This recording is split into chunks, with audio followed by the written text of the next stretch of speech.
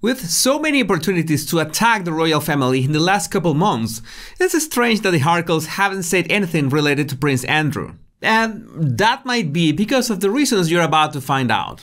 Welcome back, my body language buddies. My name is Jesus Enrique Rosas. I'm the body language guy, and it would be great if you join us by just liking this video, subscribing, and hitting that bell. Let's get down to it. Yeah, I know. You might say that the reason Harry and Meghan have not touched anything regarding the Duke of York is because they are friends with Eugenie. But that friendship complicates things because there is something that doesn't make sense. And I mean, besides Harry's moral compass. And this is a great exercise when you're trying to understand people's behavior, precisely in the way they interact with other members of their social circle. In this case, their extended family, since Eugenie is Harry's cousin. I know that can be exhausting in real life, family politics, but at the same time it's something that we cannot escape. And there was a great clue in Lady Colin Campbell's latest video where she explained the reason why Harry did not attend Philip's memorial. It seems that Meghan is still not over the fact that Philip told Harry this. One should only step out with actresses, not marry them. And Meghan had the best of opportunities to prove him wrong.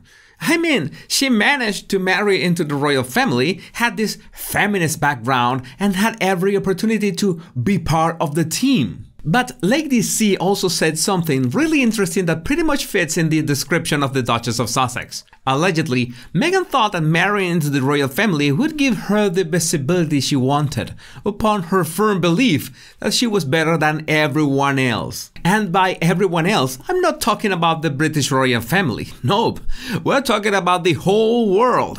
Like, it would not be enough to give her the Nobel Peace Prize. The Nobel Peace Prize should be rebranded to the Meghan Markle Peace Prize. So, Meghan has this grudge not only against what Philip said, but also against the Queen.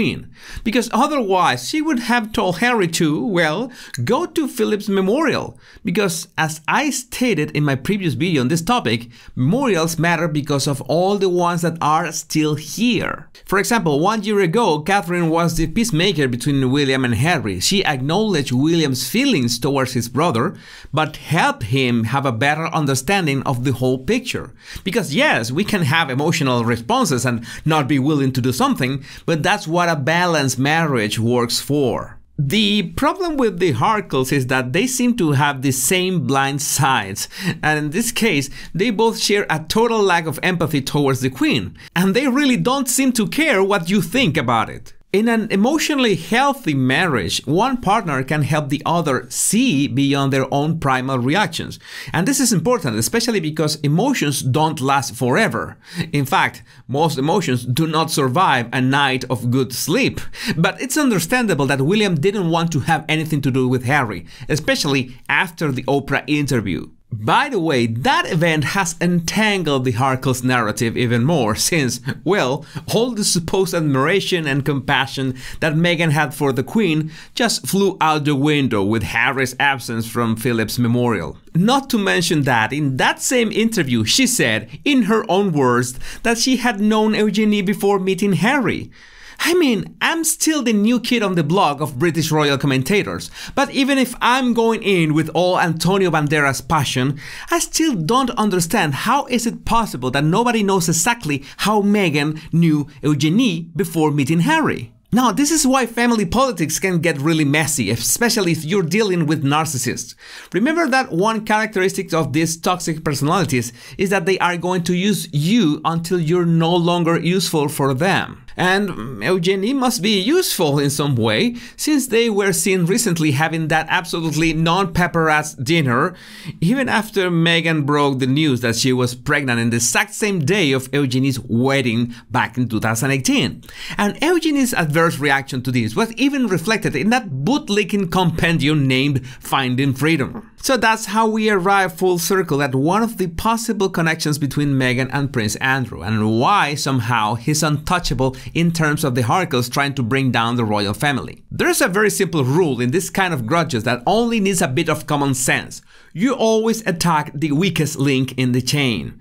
And I'm not saying that you're gonna use this knowledge with ill intentions, but I really encourage you to give it a serious thought and try to remember the times you've been passively aggressively attacked by a toxic personality. Maybe you were able to spot the pattern, or maybe not, but they are always going to aim for the moments and situations when you are the most vulnerable, or when the odds of the circumstances overwhelm you, or in a more passive way, they will always offer a hand except when you finally need that hand for help.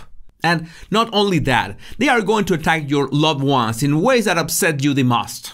I find it hard to believe that Meghan forgot that she was denied that big emerald tiara on her wedding, and then it was granted for Eugenie. These kind of people do not forget details like this. They will get back at you in any other way that they see fit. I saw a lot of comments that somehow spotted certain tensions between the York sisters upon leaving Philip's memorial service. I started the clip and, just by body language, I'm not able to say anything relevant about them at that moment. Of course, many of those who made these comments have seen their interactions for way longer than me. That's true, and I always take those remarks into consideration because the more you watch videos of someone, the easier you pick their regular patterns of behavior and the easier it is to spot when there is something different. And yes, there's also the fact that Zara and Mike Tyndall invited them afterwards for lunch. Well, that is another clue that the York sisters are, at the very least, in terms good enough to spend some time together. But I doubt that they were okay with Harry not attending Philip's memorial, because that whole security nonsense has put a strain on the Queen's health. So this whole York sisters, or more precisely Eugenie's friendship with the Harkles, looks more like an arrangement than anything else. And the fact that Harry and Meghan have not used the Prince Andrew card to attack the royal family, well, one might think that is because they don't want to hurt their friend's father. But that's absurd, because Harry and Meghan have already done it with their grandparents. Like, this huge heartache caused to Her Majesty in the most vile way must affect them too. So in the end, there is no reason why the Harkles couldn't throw shade at everything that was related to Andrew, especially if all those claims had so much to do with Meghan's usual stance of women empowerment and women's rights. The other option is that Harry and Meghan do not mess with Andrew's scandals because somehow the fallout could trace back to them. If you have an idea of how could that work, I'd love to read about it in the comments. This is something that could really help you navigate family politics and even workplace politics when you notice that there is a toxic personality or a toxic couple that makes everyone's lives harder, but at the same time some critical person seems off limits. The first question you should ask is, what kind of relationship do these persons have? And in this case, it's so suspicious that it is not possible to trace back how Eugenie and Meghan actually met in the first place. I mean, if it's no big deal, then why be so secret about it? And I'm sure that's an important clue to solve this riddle, besides that mysterious man named Marcus Anderson. I'll be doing a video about his ties to Meghan Markle. If you want to refine your observation skills, all you have to do is download my 100 body language tips right in the description of this video. My name is Jesus Enrique Rosas and it will always be a pleasure, my body language buddies. Much love and bliss.